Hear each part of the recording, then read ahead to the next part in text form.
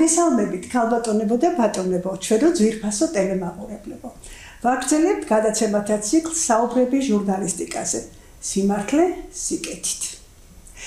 ვისთვის ჟურნალისტის პროფესია, მიკროფონით ხელში ქუჩაში გასვლა და ალალბეძე შეხვედრილი რესპონდენტის ასევე ალალბედა პასუხების მოსმენა, მაგრამ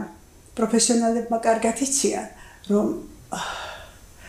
ძალიან ფართია ასპარეზი ჟურნალისტური მოღვაწეობისა. კი არა პირველ კურსელებსაც აქვთ ასეთი საკითხი ჟურნალისტიკის საფუძვლებში,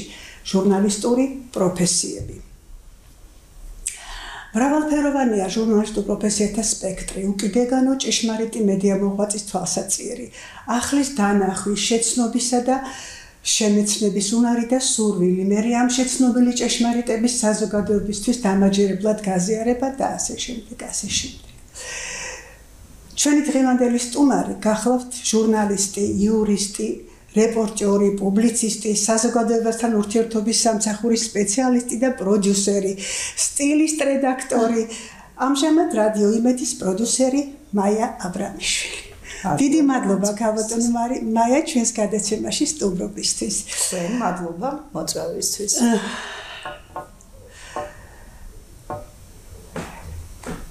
გამომხილოთ რომ ჩემი სტუდენტიც იყავ. ეს ყველაზე დიდი პატივია ჩემი სტუდენტი იყო და სტუდენტობიდან უკვე ძალიან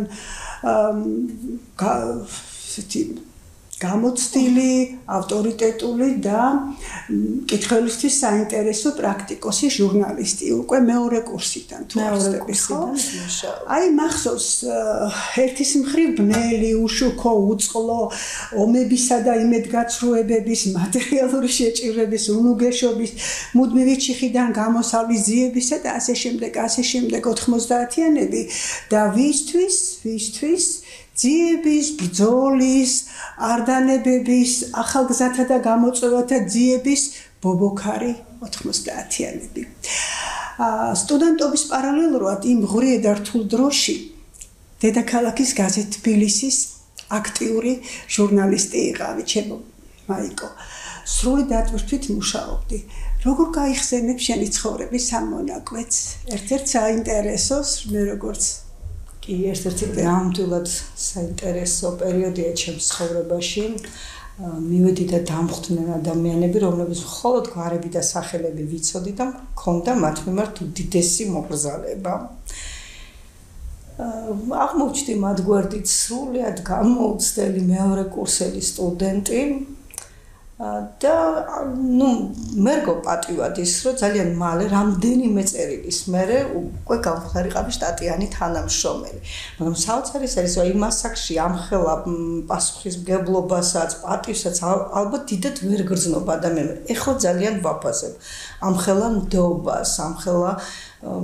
სიყვარულს რაც მე იქ დამხვდა და დამხვდნენ ძალიან დიდი პროფესიონალები, დიდებული კოლექტივი, არაჩვეულებრივი ადამიანები.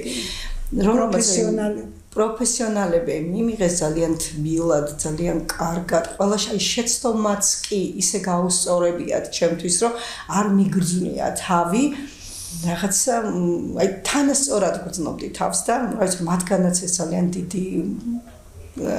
დიდი საქციელი იყო და არც ხა ალბათ მაღალთა თამდაბლობა, კოლეგიალური დამოკიდებულება ახალგაზრდა კოლეგის მიმართ და რაც ყველაზე მეტად გზრდის ალბათ ის ნდობა რა. ნდობა რა თქმა უნდა, დიდი ნდობა. პირველი ეს კოლეგებო, ეს მომართვა ლექტორებიდან მახსოვს და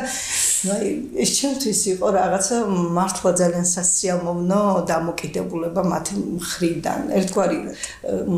დისტანციაც, ერთგვარი პატივისცემაც, ერთგვარი მიღებაც მათ წრეში. და აი ყველაფერი ერთად და ამას ყველაფერს დაფასება უნდა და რა ვიცი ვაფასებ ნამდვილად მიყვარს ყველა ის ადამიანი ვის ერთადაც მიმუშავია და ვინც მე მომცა ძალიან ბევრი უნივერსიტეტში რომ დავიწყე მუშაობა იმ პერიოდში ძალიან ბევრს გაეხსნა გზა ჟურნალისტიკაში თვლიდნენ რომ ეს შეუძლია მიკროფონის ხელში დაკავება, პასტის ხელში შეუძლია იყო ჟურნალისტი. მაგრამ მახსოვს თქვენი ნათქვამიც, რომ შეუძლებელია თეორია და პრაქტიკა ერთმანეთის გარეშე. Რაღაც თქმა უნდა. შეიძლება ანატომიის ცოდნის გარეშე ექიმი რაც არ უნდა დიდი პრაქტიკოსი იყოს და რაც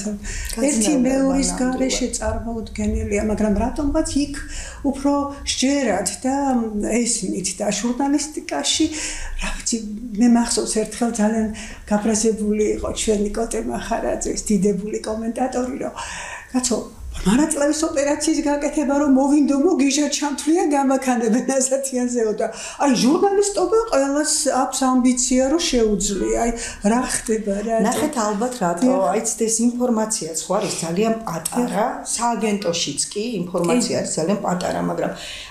შორიდან ალბათ ძალიან უჭირს ადამიანს აი იმ პატარა ინფორმაციაში ამბავი როგორ ჩადე რა შეიძლება იმ ინფორმაციისთვის ადამიანმა მთელი დღე დახარჯოს რა თქმა უნდა ჯერ მოპოვებისთვის მერე გადამუშავებისთვის მერე შეფუთვისთვის მერე მიწოდების ფორმისთვის ასე ძალიან რთულია ნამდვილად და ხა ტელევიზია განსაკუთრებით გაზეთიც თითო ფრაზა თითო სიტყვაზე მიფიქრია ძალიან დიდი ხანი და ალბათ მოცულობიდან სიუჟეტიც ვთქვათ, ნუ 2-3 წუთი და ალბათ უყურებენ ამ ურთულეს საქმეს და ეს იწევს სწორედ გაუფასურებას. მე გახსოვთ აკაკი ბაქრაძის გარდაცვალების მერე მის საბუთებში ხელნაწერებში მეუღლე მიპოვა დასრულებული წერილი სიტყვა ღირსება დაკარგა და მანნა კარტოზიამ გამოაქვეყნა დილის გაზეთში. აი მე ყველა ჩემს სტუდენტს რომელსაგანსაც არ უნდა ვუკითხავდი ამას ვაკითხებ, ვასწავლი სიტყვა ღირსება დაკარგა და რაზეა ითით მაიკო ლაპარაკი რომ კომუნისტების დროს კომუნისტებს ეშინოდათ ჟურნალისტის სიტყვისა. ისინი დაბეჭდვამდე ცდილობდნენ რომ არ დაბეჭდილიყო ის რაც მათ არ აწყობდათ. მე მახსოვს სტამბიდან ამოუღიათ კი მეც მახსოვრება უთუო და როგორი მტკივნეულია მაგრამ თუ როგორღაც მოხერხდებოდა და იმ შენს მართალ სიტყვას ის თუ მოხდებოდა გაზეთის გვერდებზე ჟურნალის გვერდებზე გადაიცემოდა ეთერით იქ დამთავრდებოდა ყველაფერი ჟურნალისტის სიტყვას ქონდა ისეთი ფასი რომ ძალიან ბევრ დამნაშავეს ერჩია ჩუმად ციხეში წასულიყო ვიდრე გაზეთში მოჭროდა თავი ან ჟურნალში აი მაშინ ფასი ქონდა მიუხედავად დიქტატურისა მიუხედავად რა თქმა უნდა ხა ვიღაცა დაგაბრალებს რომ არანაირი ნოსტალგია არ მაქვს მაგრამ ნაბანწყალს ბავში ხომ არ უნდა გადააყოლო შენ სიტყვას ხომ უნდა ფასი ქონდეს წონა ქონდეს დამაჯერებლობა რომ შენ მეოთხე ხელისუფლების წარმომადგენლად იგრძნო თავი და არა მეორე უძველესის რათაც სამწუხარო დიდწილად დღეს იქცა ჩვენი ჟურნალისტიკა და რაღაცა ძალიან არასწორად გადაფასდა იცი და შეიძლება ეს არის ღირსება მხოლოდ სიტყვაში კი არა ქცევაშიც დაკარგა ალბათ ფასი და ნუ დალოგდეს მოკლედ სიტყვა ღირსება დაკარგა კი აი მე რომ უყურე ჩვენ ხო სწავლობთ უცხოურ ლიტერატურასაც აი დემოკრატიის კლასიკური ქვეყნები ინგლისი ამერიკა სადაც დღესაც არ არის ხა იდეალური მოდელი ნამდვილად არ არის და ვერც იქნება ხომ 33 წელი ისე იტყვიან გეგონა ეს ისტორიისთვის არაფერი არ არის გაიარეს იმათ ეს ეტაპები თორე მათ ტვენის პრესის თავგასულობა სხვა რა არის თუ არა დღევანდელი სიტუაციის სასახვა იგივე ჩერჩილის სიტყვები რომ აი ლოგიკურ აზროვნებას გადაგვაჩვია თავისუფალმა მედიამ და ყველას მოსწონს სიტყვის თავისუფლებაო მაგრამ აბა შეეკამათე არაბრდგესმით სათავისოდ მოსწონ თავისუფლება მაგრამ შენი თავისუფლება ხომ უნდა ითვალისწინებდეს ხრის თავისუფლებასაც ეს ხო ელემენტია ალბათ მივა ჩვენი ბრძენი ნიჭიერი ქართველი ერი და ქართული ჟურნალისტიკა ამ დასკვნამდე და აი მე მახსოვს 90-იანების დასაწყისში პირველად რომ სიტყვის თავისუფლება, გამოხატვის თავისუფლება და უდიდესი ბედნიერება და ფუფუნება რა თქმა უნდა ჟურნალისტისთვისაც და ერისთვისაც ხომ და მაგრამ მაშინ თუ არ ვცდები ისევ კოტე მახარაძემ თქვა რომ აი კორიდაზე სიბნელიდან გამოშვებული ხარებივით არიან ჩვენი ჟურნალისტებიო მახსოვს ეხლა ფლათესი აღარ არიან დღეს მაგრამ დღეს რაღაც სხვა უბედურებები გაჩნდა ვთქვათ ალოგიკურობა მოსმენის კულტურის დეფიციტი აი მე ისე მომეწონა ფაქტი თავისთავად რომ პრემიერ-მინისტრი შეხვდა ჟურნალისტებს ეს ძალიან კარგია როცა მეოთხე ხელისუფლების წარმომადგენელი წარმომადგენლები და ხელისუფლება თანამშრომლობენ, კარგი გაგებით თანამშრომლობენ. იცით, ისე კი არა რომ ეს იმის ტელევიზია, ეს ამის ტელევიზია, ეს უკვე აღარ არის ჟურნალისტიკა. ჟურნალისტიკა არის სიმართლის მსახურება სიკეთით. სიმართლე სიკეთით, ანუ ქვეყნისთვის სასიკეთოდ, ხო? მაიკო, ჩვენთვის ელემენტარულია, მაგრამ დღეს ძალიან ბევრმა ჟურნალისტმა ეს არ იცის. მე მახსოვს მედიაეთიკას უკითხავდი ერთ ძალიან კარგ ჯგუფს და საუკეთესო გოგონა მითხრა, ალბათო დენა ძალიან მომწონს მე რასაც თქვენ გვასწავლით, მაგრამ მე რომ მაგ დეონტოლოგიური კანონებითა და ეთიკის კანონებით ვიმუშაო ჩემს ტელევიზიაში, ორ დღეს არ გამაჩენებ ჩემი რედაქტორი. და შეთი შოკი იყო ჩემთვის. ვთქვი, კი, მაგრამ აბა რა სითხოს მეთქი შენგან, რა სითხოს? წადი მომიტანე სენსაცია, თუ ვერ იპოვი გამოიგონე. ეს უკვე არაფერს არ გავს და მე გეტყვი ჩემ როგორც ჩემს სამწოს კოლეგას და უკვე ძალიან ჩემს საამაყო პროფესიონალს, რომ აი 4 ივლისისთვის გეგმავ ამერიკულ მედიაზე საუბარს და პოლიცერის ანდერძი უნდა წავიკითხო ეკრანიდან, იმიტომ რომ ბევრი გაოცდება პოლიცერის პრემია, ეს ყველაფერი საოცნებოა ხა ნებისმიერისთვის, მაგრამ არიციან რომ მხარე არ უნდა იყოს ჟურნალისტი და ასე შემდეგ. ეგ გადავდოთ იმ გადაცემისთვის. ეხლა ესე დავაგდა ხო, ნუ მხარეა, მაგრამ ამაზე რთული პერიოდიც ყოფილა არა მარტო ჟურნალისტურ პროფესიას, სხვა პროფესიას და ზოგადად ჩვენს ქვეყნის ისტორიაში წარმოადგენს გაიარა ეს არც არავის უარესები ვარ, არც არავის უკეთესები და აი შემდეგი კითხვა მახსოვს ჩემო მაიკო სამხედრო ჟურნალისტიკაში მოსინჯე ძალები და გაოგნებული გისმენდი მე მახსოვს ისტორიული ლექტორი მე რომ წავედი ხოთარი ვიცოდი რომ ოჯახმა არაფერი იცოდა და მე ვიცოდი რამხელა პასუხისგებლობა და აი რო ვიცი რომ უნდა იყო უკვე ლექციაზე უნდა დაბრუნებული იყო შენ ამ ფრონტის ხაზიდან და არ ხარ ну არ ვიცი ხა ჩემი გურულ-ნეგრული ტემპერამენტით დახოცე ბავშვები რაღაცა ისეთი სიმკაცრე რომელიც არ მიყვარს და არ მჩვევია და მე რა ბავშვო მაი აბრამიშვილი და ქეთი ახალკაცი თუ არ ცდები ხო ორნი მე და ეკაიმედაძე ჩამოვი ეკაიმედაძე ხო ქეთი სხვა დროს იყო და კიო დაბრუნდნენო მაგრამო ისეთი გატანჯულებიო ვერაო და ბოდიში და გეთქვა თქვენდაცვილი მე მახსოვს ვიხარით რომ აი ძალიან ნერვიულობდი რომ მიდიოდით მაგრამ როგორ მეთქვა რომ არ წავიდეთო ეს მახსოვს ძალიან კარგად და ხო ნუ სამხედრო იმ პერიოდს დაემთხვა ჩვენ რომ დავიწყეთ გადატრიალებები საბჭოთა კავშირის რღვევა იყო მე ეს ომები მთელი პოლიტიკა კეთდებოდა ქუჩაში კრიმინალი იყო და პარალელურად ეს ომი სხვა მეტი არ ხდებოდა თეატრი აღარ იყო ფილმი კინო სოციალური მიმართულება აღარ იყო და გეკეთებინეს და ინფორმაცია სხვა შეიძლება ძალიან ბევრი იყო მაშინ იმდენად ბევრი იყო რომ მე მგონი იმაზე მეტადაც კი ვაშუქებდით რაც საჭიროა მახსოვს მე აი ერთ-ერთი ცხინვალის არა ეს აფხაზეთის ომში იყო ესეთი ფაქტი იყო ერთ-ერთმა მაღალჩინოსანმა თქვა რომ რაღაც დიდი შეტევა განახორციელეს დაიწყეს რუსებმა ჩვენს წინააღმდეგო და შევიცვალეთ ადგილი თათბირს სხვაგან ვატარებდით და უცებ რაღაცა ჩვენივე ტელევიზიიდან მოხდა ამ ადგილის დასახელება ხდებოდა სამწუხაროს ეს იარაღი და პირდაპირ დაუშინეს იმას თქვი ამ ფრქვევებით დაუშინეს იმ ადგილს სადაც იყო შემთხვევები ჩვენ ხო ეს გამოცდილება არ გქონდა არა ხო აი ეს გამოცდილებაც არ გქონდა მეც ახლა ვფიქრობ აი არ ვიცი ახლა შევძლებდი ალბათ რა თქმა უნდა ახლა წავიდოდი მაგრამ ახლა უფრო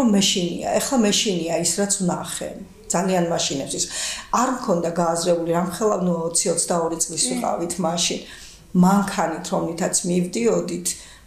ჩვენს წინ ბიჭები მიდიოდნენ კიდე და გვითხრეს რომ აი სნაიპერებს ხედავთ და მე მხედველობის პრობლემაც ალკე მაქვს და შიშმაც ალკე ამიტანა და ეკაიმედაძე მითხრა მეც ვხედავ და აბა მე ვთხარი ახლა მოვტრიალდეთ სასნო ატყდა ისეთი სროლა არანახული და ეს ყოველთვის თუდად ის მახსენდება ეს ბიჭები რომლებიც გვახლდნენ და წაგვიყვანეს ჩვენ მაშინ ფრონტის წინა ხაზზე ცხინვალის ომი იყო მაშინ მახსოვს რომ ჩამოვედით ჩვენ უკვე და აი თქვენთან უკვე ნალაპარაკები ვიყავი რომ რა ბედნიერებაა რომ ჩამოხვედით და ვისმენ ინფორმაციას რომ ყველა ის ბიჭი შეიტყვეს რუსებმა რომელიღაც ბაზა იდგა გორში თუ არ ვწდები იარაღი უნდა მიეყიდათ აი ამ ინფორმაციით მიიტყვეს და მაშინ დაიღუპა ბესიკ ქუთათელაძეც როგორც მახსოვს მაშინ ჩანაწერები მქონდა იმ სამხედროების მე მივაწოდე ოჯახს არ ვიცი მივიდა ოჯახამდე არ მივიდა მაგრამ მე ვიცი რომ იმ სამხედროებს 2 თუ 3 იყო გადარჩენილი რომ დაბრუნდნენ თბილისში ის ჩანაწერები სავარაუდოდ გადასცემდნენ მაიკო რა მახსენდება იცი და არ მავიწყდება შენი ფრაზა იმ დღეს მეორე დღეს ძალიან ეგზალტირებული რომ გვიყვებოდი ამ შენი ფრონტის ხაზზე დემარშის ამბებს თქვი რომ აი დემონსტრატიულად გავიარჩავიარე სადემარკაციო ხაზთან ეს ხო ჩემი მიწაა და რას ქვია არა მაქვს უფლებაო და აი ეხლა ვფიქრობ აი ამ გაკი მე მესმის ახლა ახალგაზრდობა უშიშარია და შიშის განცდა ნაკლებად გაქვს მაშინ ხო იმიტომ რომ გამოცდილებაც ნაკლებად პოზიტიური შედეგები არის ადამიანიდან მით უმეტეს როცა იცი რომ მშობლებმა არაფერი იციან და უცებ აი რაღაცა იქ ხო არაფერი არ იყო გამორიცხული კი ბატონო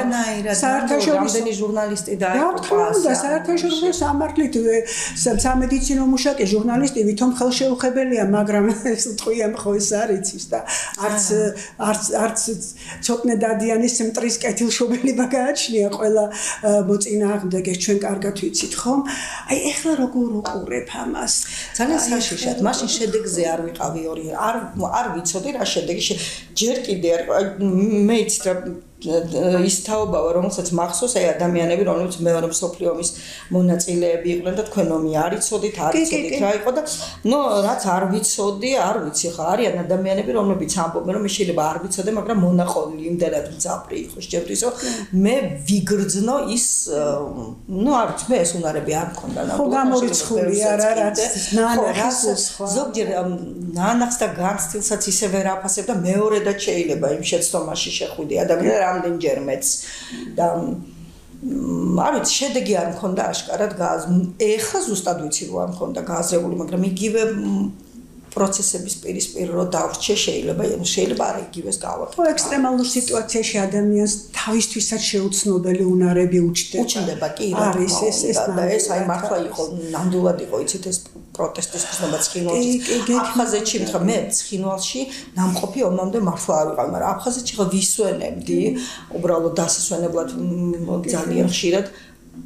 ხახცე შენი რომ გონია ეს ყველაფერი და არის კიდეც მაი ხო არა რომ გეუბნებიან რომ იცი რა რას ქვია როგორ არ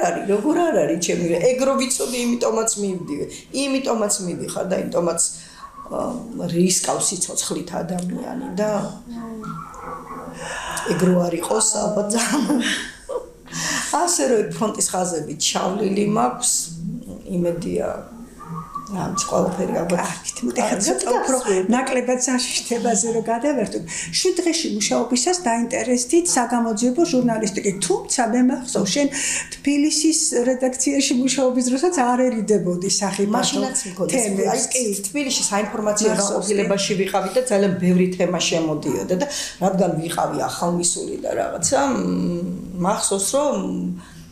მახსოვს რომ ბევრ თემაზე მომიწია მუშაობა სხვადასხვა თემაზე ძალიან ისეთი სუფთა საინფორმაციოც და თემატურიც იყო. 7 დღეში უკვე ძირითადად გაზეთიც უფრო ამ მიმართულების იყო, საგამოძიებო ჟურნალისტიკა იყო ძირითადად და ხო, ნუ აი მუშაობდი. ზუსტად მაშინ მოხდა, რომ ერთ-ერთი მასალა, რომელიც გავაკეთე, იყო მკვლელობაზე, გარდაცვლილი ბიჭი, ვინც იყო, მახსოვს მისი დედა იყო პროფესიით პროკურორი და იმდენ ტრამვირებული იყო ამ შვილის გარდაცვალებით ეს ქალი რომ მითხრა რომ უბრალოდ ინფორმაციას მოგაწვდიო და როგორც გინდათო ისე გაშალეთო თქვენ ეს მანქანაში ჩაცხრილეს უბრალოდ ახლდა ვიღაცა თავის ახლობას გავშალეს თემა რაღაც გავაკეთე მახსოვს უბრალოდ მოვიძიე იმდან სწორად მოიძიე მაშინ იყო რომ მითხრა რომ იურიდიულზე ხომ არ ჩააბარებდიო მე როგორ ფიქრობ ხა მე ფიქრობ რომ მაგის გარეშე წარმოუდგენელი ამ სფეროში მუშაობა ჟურნალისტისა ხომ გარკვეული სერიოზული იურიდიული განათლების გარეშე მაინც ფიქრობ რომ მით უმეტეს ახლა მე რა მიმართულებებითაც მუშაობდი საგამოძიებო ჟურნალისტიკაში კი იყო იცით რაღაც ის ინფორმაცია კი გაწვდიდნენ მაგრამ იქ თუ რაღაცეებში მაინც გარკვეული არიყავი აი მაგათ ადვოკატი იძლეოდა ძირითადად დაზარალებული და დაცვის მხარე იძლეოდა ინფორმაცია ადვოკატს ყოველთვის იმის ინტერესი აქვს რომ მისი დაცვის ქვეშ მყოფის სასარგებლო ინფორმაცია მოგაწოდოს და თუ აქ ცოტა რაღაცა უნარებიც და ცოდნაც არ დაეხმარება ადამიანს შეიძლება ძალიან არასწორად ხო რაღაცა და აი მეც ვფიქრობ რომ აუცილებლად ძალიან კარგი ნაბიჯი გადადგეს შენ როცა აი სერიოზული პარლამენტში დამეხმარა პარლამენტში მუშაობაში დამეხმარა ძალიან დამეხმარა რა თქმა უნდა ახლა ასეთი კითხვა მინდა კიდე დაგვის რომ მე ისიც კარგად მახსოვს შენ ძალიან სერიოზულად ქონდა გადაწყვეტილი სარეჟისორო მულტფილმების მიშა თუმანიშვილის ხიბლიც იყო რა თქმა უნდა ეს დიდწილად მაგრამ სერიოზულად უბრალოდ აღარ ყავდა იმ წელს ჯგუფი არა იყვანეს ჯგუფი და ამან გადაგაფიქრებინა და სულ ფიქრობ ახლა ესეთი ამპლიტუდა ინტერესებისა შენი პიროვნული ხასიათიდან გამომდინარეა თუ არის ასეთი ჩვენ კარგად ვიცით ჟურნალისტი იცვლის პროფესიას ხო თუ ეს ექსპერიმენტი იყო რომ შენ სხვადასხვა სფეროში მოგესინჯა თავი და გეპოვა შენი ნიშა აი არ ვიცი მე ამ დროს მომწონს ადამიანები პირიქით თვითონვე ძალიან მომწონს რომელმაც ზუსტად იცის თავისი ერთი კონკრეტული მიმართულება და იმ მიმართულებით აი კლასელებიც ვყავდა რომელსაც პირველი კლასიდან უნდოდა ექიმობა და გახდა ამ პროფესიის მე არ ვიცი მე ბევრი რაღაცა მინდოდა ყოველთვის ძალიან ბევრი რაღაცა მინდოდა და ხო ნუ რაღაცა ვცდილობდი რაღაცეებში თავი მომესინჯა რეჟისორობა ნამდვილ ჟურნალისტობა აი კლასელმა მომანდომა უფრო და თან იმ წელიწადს არ იყო ჩაბარება მულტიპლიკაციის სარეჟისოროზე და გადავიფიქრე 5 წელი უნდა დაუნლოდებოდი და 5 წელი ვლოდის ნუ ჟურნალისტიკაზე ჩავაბარე ამიტომ და ისე ხო აი არ ვიცი რა ვერ ხსნი ამას ჩემს ხასიათში მაგრამ ეს მაქვს მე ვფიქრობ რომ ეს არის მაინც პროფესიული ჟურნალისტი ხომ აი მე რო ამპლიტუდა ვახსენე ინტერესების ნაირგვარობას გულისხმობს პროფესია გულისხმობს მაგრამ ეს ინტერესთან ნაირგვარობა ითხოვს უკვე ცოდნასაც იმ სფეროებში ნახეთ აი შესაბამისად დაალაგდნენ ადამიანები ხო არიან იურიდიული მიმართულების ჟურნალისტები ეკონომიკური მიმართულების და რაღაც ერთგვარ ანალიტიკოსებადაც ჩამოყალიბდნენ და ინფორმაციაც უფრო მეტი აქვს და რაღაცა მე აი ბოლო პერიოდია რომ აი რადიო იმედში მაგალითად მომიწია ასეთად განსხვავებულ თემატიკაზე ისეთ თემატიკაზეც რომელშიც მაგალითად ნუ სასულიერო მუსიკა საგალობლები რა ნუ მომიწია საინტერესო სფერო მაგრამ სპეციფიური ხო არა ძალიან სპეციფიურია ნუ რა ვიცი ხო კითხვა უნდა დასვა ხო იქიდან რომ პასუხი მიიღო მაგრამ კითხვა ხო სწორად უნდა ხო უნდა იცოდე რაზე სვავ ადამიანის შეკითხვას კითხვის დასმის ოსტატობა უზარმაზარი იმ კითხვაში ხო არ უნდა ჩანდეს რაღაცა ისე საერთოდ იმ დარგთან არაფერი დაკავშირებს ადამიანს ამიტომ რა ვიცი ხო ვართმევ არ ვართმევ თავს არ ვიცი მაგრამ დავინტერესდი ხო აი რაღაც თუმცა მეგონა რომ არასოდეს არ დავინტერესდებოდი სხვადასხვა თემატიკის სულ ამბობდი აიქაც რომ მივედი უთხარით რამე პოლიტიკის მიმართულებით მიმუშავია იურიდიული მიმართულებით ახლა რო გითხრათ თეატრებზე რამე მეცოდინება მიყვარდა მაგრამ მოწყვეტილი ვარ ამ სფეროს თან ერთი პერიოდი საერთოდ თეატრი აღარ არსებობდა ლამის ისეთი ძიმე სიტუაცია იყო ქვეყანაში და ისენ ძიმეთ მახსოვს ოპერის თეატრი არ თბებოდა და ჩვენ ხა ოჯახში ვოკალისტიც ყავდა ოჯახში და ყველანი მელომანები და მაინც დავდიოდით ამ სპექტაკლებზე თუნდაც თანაგდობის გამო იმათ მიმართ ვინც იდგა სცენაზე ხუთკაციანი აუდიტორიის წინაშე და ვოკალისტს რო ხმა ჩაუწყდა სიცივისგან, ну ისეთი დამნაშავის განცდა მქონდა დანაშაული შეგრძნება, რომ აი რაღაცა ჩემი სიამოვნებისთვის ეს ადამიანი წირავს იოგებს ხმას, ბედის წერას, თავის კარიერას ხომ. მე სტაჟი იყო ასეთი პერიოდები სამწუხარო. აი სტაჟის პერიოდში მომიწია, სტაჟი ჭირდებოდა გასვით ხო? კი. მე ვამბობდი, იმიტომ რომ 5 წელი სტაჟი იყო საჭირო. 2 წლიანი სტაჟი იყო და მახსოვს მოზარდ მაყურებელთა თეატრში მუშაობდი განათებაში. თელ თეატრალური ინსტიტუტში ჩამბარებელი, აი აბიტურიენტები ზოგის რეჟისორს აბარებდა, ზოგის ადაბარებდა, ზოგის ადაბარებდა. მომიწია. მე აი უკვე რო აირია ქვეყანა და რაღაცა მივედი რამდენჯერმე მათ პრემიერაზე და ისეთ შიოდა დარბაზში და რო დავინახე სიფრიფანა მსახიობები, რაღაცა სარაფნები, რაღაც ხელი რაღაცნაირად არც კი ემჩნეოდათ, რო სციოდათ. არც კი არ იმჩნევდნენ. აი ხო რა ხელა ძალისხმევა პროფესიონალიზმი ჩემოკარგული და ხო აი ამ თეატრის მიმართაც ძალიან დიდი მადლიერების გრძნობა შემიძლია აი ხა უნდა გითხრა რომ ხო იმიტომ ბოლო ერთი თვეღა იყო გამოცდებამდე დარჩენილი მახსოვს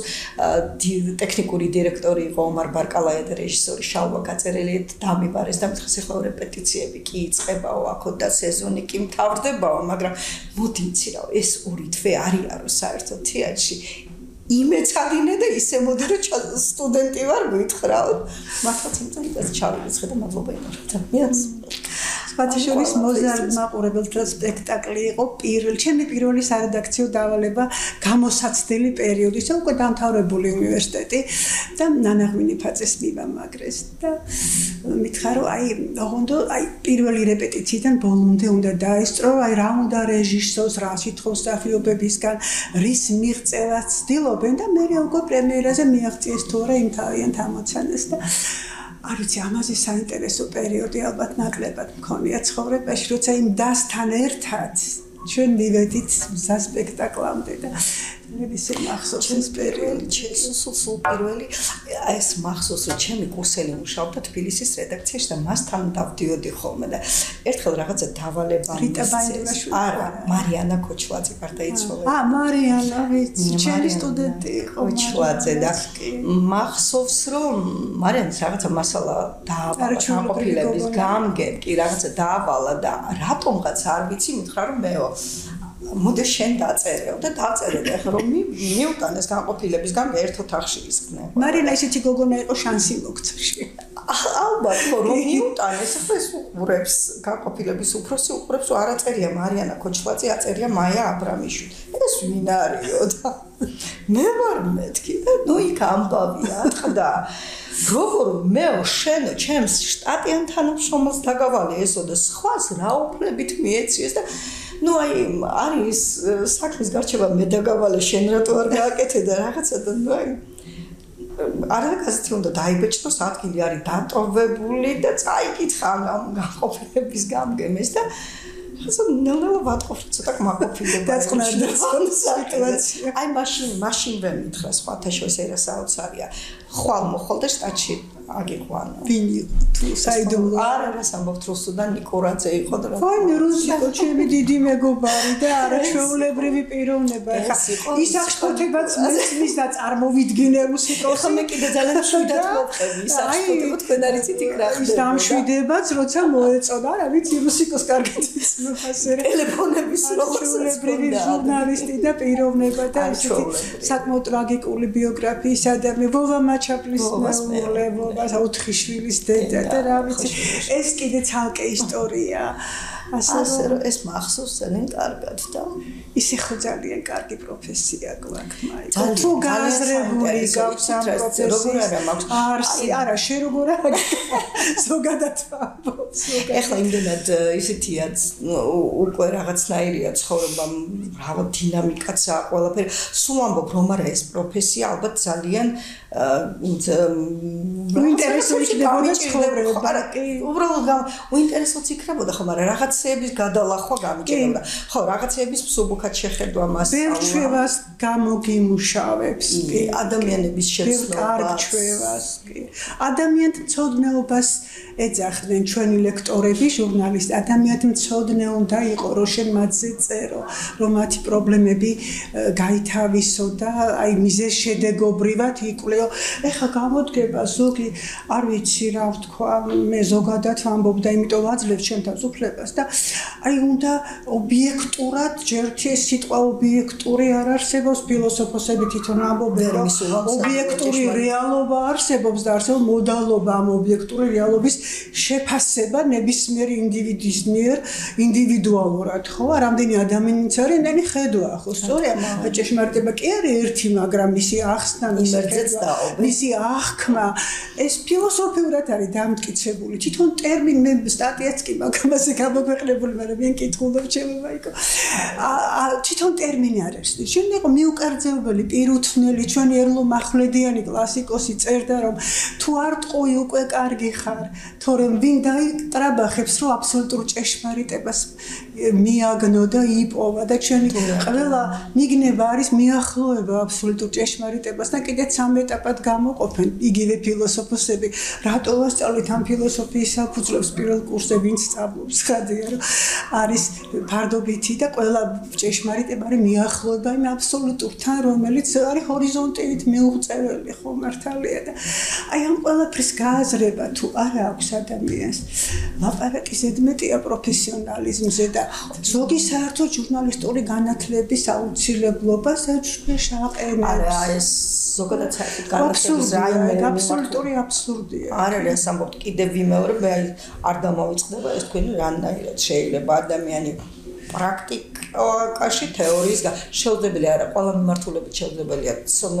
ინფორმაცია არის ყველაზე ძვირად ღირებული და რას პროფესიისაც არის ადამიანი იმ პროფესიაში მაქსიმალურად უნდა იყოს ინფორმირებული და მე რა თქმა უნდა ხო უნარებიც უნდა კონდეს და შეიძლება ნახეთ ახლა ამასაც დავაკვირდი ინფორმირებულიც იყოს მაგრამ რაღაცა ტიპის უნარები არ კონდეს რომ ანალიტური კრიტიკული აზროვნება ხორციელდეს ამ პროფესიაში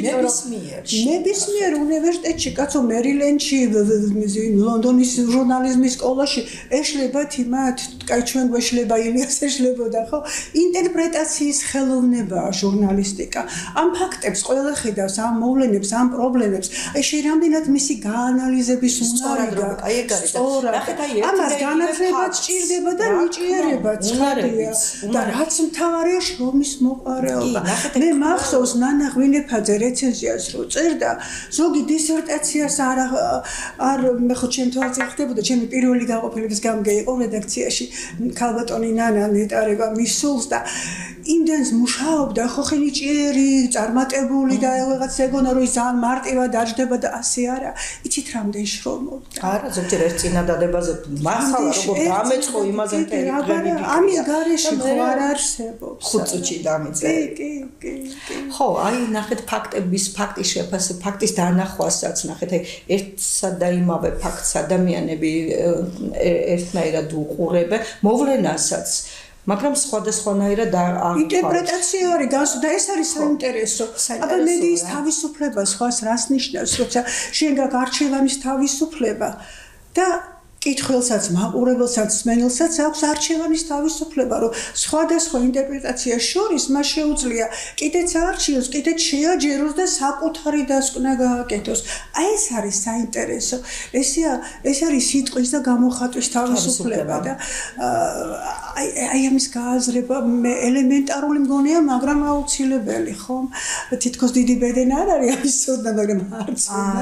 საშინელება და ახლა ასეთი რამე და კითხო თავდაცვისა და იუსტიციის სამინისტროებში მუშაობის გამოცდილება აი ძალიან მაინტერესებს სხვა სამყარო ალბათ არა მაგრამ ძალიან საინტერესო იუსტიციაში მუშაობ. იქ იურისტი იყავი თუ ჟურნალისტი თუ ორივე? ახსოვების ეროვნულ ბიუროში ვმუშაობდი და პრესამსახურში ვიყავი ძირითადად. იმ პერიოდში რაღაც ინსტიტუციები რაღაც თავის ფორმას და სახეს იღებდნენ და აი ამ ახალი ხილიც იყო ჩვენი ეს ხო ეს? კი რა თქმა უნდა და ნუ აი იმ პროცესში მაქვს მონაწილეობა მიღებული ახსოვების ეროვნულ ბიუროში პრესამსახურში ვიყავი. იუსტიციაში შიდა უწყებრივი გამოცემების რედაქტირება მიხდებოდა და აი იმდენი რაღაცა მართლა ძირთად შემოდიოდა შიდა ჟურნალები და სამხედრო სამხედრო მიმართულების სტუდენტებისთვის სასწავლო წიგნები. ხო, ნუ აი იქ ძალიან ბევრი რაღაცა რედაქტირება მევალებოდა პრინციპში. ტერმინოლოგიური სირთულეებიც ტერმინოლოგიური სირთულეებიც და ნუ აი იმდენი რაღაცა უბრალოდ საბრძოლო ხელოვნებაზე გავიგე იმდენი რაღაცა. თურმე თამაშის თეორია ყოფილა ჩვენ რაღაცა აი ხო რა ვიცი რომელსაც ძალიან საოცრად საინტერესო მე თვითონ მოსაწყენი და ისეთი რუტინული უნდა იყოს და როგორი საინტერესო არა მათემატიკის არ იყოს საინტერესოა ხო ნუ ახლა მაგალითად საზღვაო სამხედრო მიმართულებაზე იმ მიმართულების სტუდენტებისთვის არტილერისტებისთვის წიგნები შემოდიოდა რაღაც ეგეთ ამ ყველაფერს ვკითხულობდით და რა ვიცი ხოცა ლექსიკონებიც გავაკეთეთ იმ პერიოდში და ძალიან საინტერესოა ძალიან რა თქმა უნდა ეხლა ბრძანდები პროდიუსერი ადრეც იყავი თავარი იმისი რა ქვია პოლიტიკური გადაცემის პალიტრალკი და აი მაინტერესებს პროდიუსერინგი შემოქმედებითი უნარისა და ნიჭისა და მოთხოვნილებების ადამიანს მაიკო პროდიუსერინგი რას გაძლევს აი ჩემთვის ცოტა რაღაცნაირად მე მგონი ცოტა ზღუდავს ამ სურვილებს არა არა უბრალოდ ახორციელებს ახლა სხვა იმაშობა მაგრამ ახლა ვიცი თემებს ვარჩევთ და შემოქმედებით მხარეში მონაწილეობა გაჩნია როგორ მიუდგება ადამიანი პროდიუსინგსაც ამ შემთხვევაში რა ვიცი ხა ორივე შემთხვევაში მე პირიქით ბევრი რაღაცა მომცა ძალიან ბევრი რაღაცა მომცა ვერ ვიტყვი რომ ძალიან კულისების საქმე არის და პროზაული და არა არის არა ყოველ შემთხვევაში მე შეიძლება ხო პიროვნებას გააჩნია ალბათ არა რას ჩადებს ამ ჟურნალისტურ პროფესიაში რასაც დილა აბსოლუტურად სხვა თემატიკის გადაცემებია დილას ვერ დატვირთავ მძიმე თემებით დღის გადაცემა აბსოლუტურად სხვა არის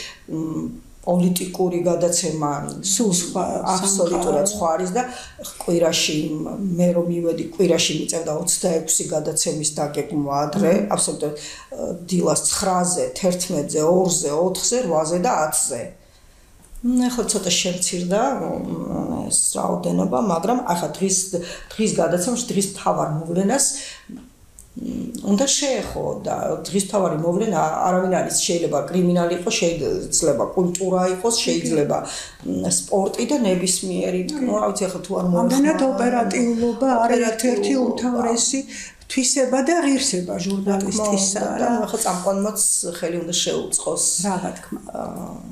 რა ვიცი წამყვანს უნდა იძლეოდეს გუნდური მუშაობის პრინციპები ერთვება მან თერთვაც და ყველა თავისი უნარისა და შესაძლებლობების მიხედვით არის ჩართული. შეიძლება პროდიუსერმა გადაარჩინოს კიდეც ცოტა ისეთი გადაცემა რა? არის ასეთი შემთხვევებიც, იმიტომ რომ იცით რა არის ახლა ეთერი ცოტა ისეთი რაღაცა თუ თვითონ არზე ხარ ზოგჯერ აი ვფიქრობ მე მაგალითად არ ჩემთვის რთულია არ ვისურვებდი რომ ვიყო გადაცემის წამყვანი. ნამდვილად არ ვისურვებდი. ხა გაზეთში ეს სხვა სპეციფიკაა და რო ვთქვა რომ ახლა ძალიან მინდა თქო, რა ვიცი ხა იმის უკან უკეთესად გძნობ თავს. აი მაიკო რა არის საინტერესო და სულ ფიქრობ რომ აი ცხოვრება მართლა სიურპრიზებით არის ასეთი არა არის. მე ხო ზოგადად მე ხო არ ახალგაზრდობაში ვერც მიხსენებდნენ ტელევიზიას რაღაცა აი ის იყო ჩემის გაზეთი ჟურნალის აი ეს შრიალი ფურცლების სიტყვასთან ჭიდილი სიღრმისეული ანალიზი და ლექციაზე რო წავიკითხა ჩვენმა ძვირფასმა ლექტორმა რომ აი ტელევიზიაში და ეკრანზე აზრის სიღრმე არ არის იმენად მნიშვნელოვანი რამდენადაც არტისტიზმი და აი ბეჭდურ მედიაში პირიქით იქ აი სწორედ კრიტიკული აზროვნება ანალიზი პოლიტური აზროვნება, სიღრმისეული აზროვნება, რაც ახლა შეხოიცი რომ ნაფიზიკოს არის ვარ მე და ეს იყო ჩემი ჰობი და სტიქი არა, ასე ქვია, აზროვნების და სიღრმისეული ანალიზების გარეშე რა ჟურნალისტიკა, რა საკადრეში. როგორ გეკადრებათ? აქაც გააჩნია იცი და ეგ აი ტელევიზიას და რადიოსაც ძალიან სჭირდება. კი, რა თქმა უნდა. მithuetes ნახეთ აი ადამიანი როდის რადიოს უსმენს ძირითადად მანქანაში და სახლში ალბათ და ტელევიზორსაც რა მდგომარეობაში შეიძლება უყურებდეს. დღეს ხო არ არის ესეთი რომ ახლა რაღაცა მოვკალათ და სამართლში ჩავთო ტელევიზორს წამშვიდობ. სად არის ეგეთი საქმეება? აი ამ დრო ეს ყველაფერი წამყვანმა და პროდიუსერმა საერთოდ გაითვალისწინოს. უნდა გაითვალისწინოს. იქნების აზრის სიღრმე უფრო აუცილებელიც იყოს, ოღონდ რაღაცნა არტისტიზმით გალამაზებული და აი გაეფექტურებული რა თქმა უნდა. ნახეთ აი ნაწეს მიბუბრუნდები წავიბრუნდები ეს სიტყვა კი ეხლა გადავახვევ და მოვისმენ, მაგრამ მაინც დისკომფორტია, ხო? მაინც იქ უნდა მიმიზიდო, სადაც ლაპარაკო. რა თქმა უნდა. ადამიანი და ამიტომ რა ვიცი ხა მოკლე კონკრეტული ხო და აქვს თავისი უზარმაზარი ხიბლი თურმე. რა თქმა უნდა, ხმაურის გარეშე. და ახლა მოვაჩინე, ამიტომ არასოდეს არ თქვა არასოდეს. ჩემო მაიკო, ჩემო კარგო, ძალიან საინტერესო რესპონდენტი ბრძანდები. ძალიან რომ მიყვარხარ დიდი ხანია იცი და